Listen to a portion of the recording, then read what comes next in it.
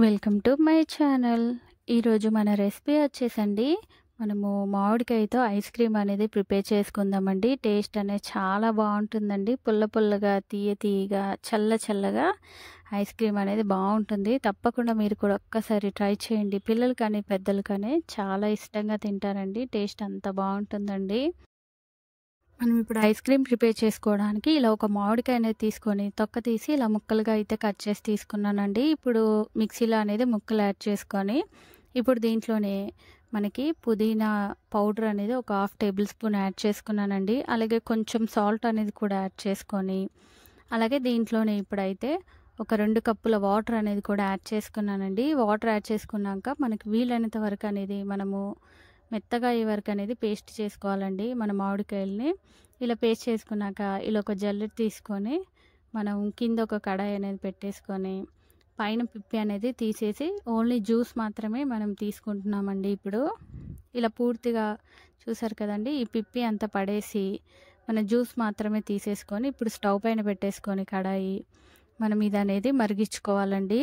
ఇప్పుడు అనేది ఇలా మరుగుతున్నప్పుడే దీంట్లో ఒక హాఫ్ కప్పు షుగర్ అనేది కూడా యాడ్ చేసుకున్నానండి. షుగర్ అనేది మెల్ట్ అయ్యే వరకు మనం కలుపుకుంటూనే ఈ మిశ్రమం అనేది మరిగించుకోవాలండి.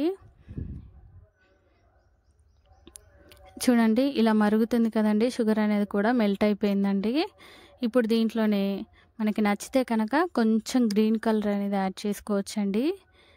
నచ్చకపోతే వదిలేయచ్చండి. ఇలా గ్రీన్ కలర్ అనేది యాడ్ చేసుకున్నాక ఇలా బాగా ఒకసారి మిక్స్ చేసుకొని ఇప్పుడు దీంట్లోనే ఒక పావు టేబుల్ స్పూన్ మంచి ఫ్లేవర్ కోసం వెనిలా ఎసెన్స్ అనేది కూడా యాడ్ చేసుకున్నానండి.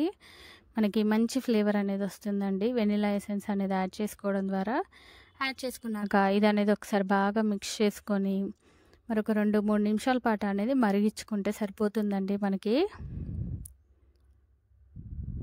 చూడండి ఇప్పుడైతే మనం స్టవ్ అనేది ఆఫ్ చేసుకుందామండి. ఇప్పుడు ఇది అనేది పూర్తిగా ఇలా చల్లార్చుకోవాలండి.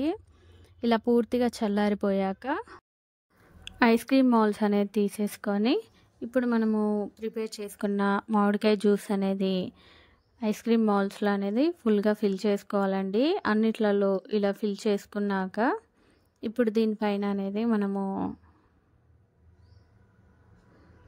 ఇలా ఫిల్ చేసుకున్న ఐస్ క్రీమ్ మౌల్స్ అనేది ఇప్పుడు పైన క్యాప్ అనేది పెట్టేసుకొని దీన్ని ఫ్రీజర్లోనే 8 నుంచి 10 గంటల పాటు అనేది ఉంచి తీసుకోవాలండి. లేదంటే ఓవర్ నైట్ అనేది కూడా మనం ఫ్రీజర్లో పెట్టేసి తీసుకోవచ్చండి. ఇది ఫ్రీజర్లోంచి తీయంగానే దీన్ని 1 నిమిషం పాటు వాటర్లో డిప్ చేసి తీసుకుంటే ఐస్ క్రీమ్ మౌల్స్లోంచి ఐస్ క్రీమ్ అనేది సింపుల్గా వచ్చేస్తుందండి. ఎంతో టేస్టీగా సింపుల్గా ఒక్క మామిడికాయతో చల్లటి తీయటి పుల్లటి మామిడికాయ ఐస్ క్రీమ్ అనేది మనం ప్రిపేర్ చేసుకున్నాం కదండి. తప్పకుండా మీరు కూడా ఒక్కసారి ఈ విధంగా ట్రై చేసి ఎలా వచ్చిందో నాకు కామెంట్ సెక్షన్లో కామెంట్స్ చేయండి. అలాగే ప్లీజ్ లైక్ చేయండి. నా మరిన్ని వీడియోస్ కోసం ప్లీజ్ మర్చిపోకుండా మన ఛానల్ని సబ్స్క్రైబ్ చేయండి, షేర్ చేయండి. Thank you for watching the video.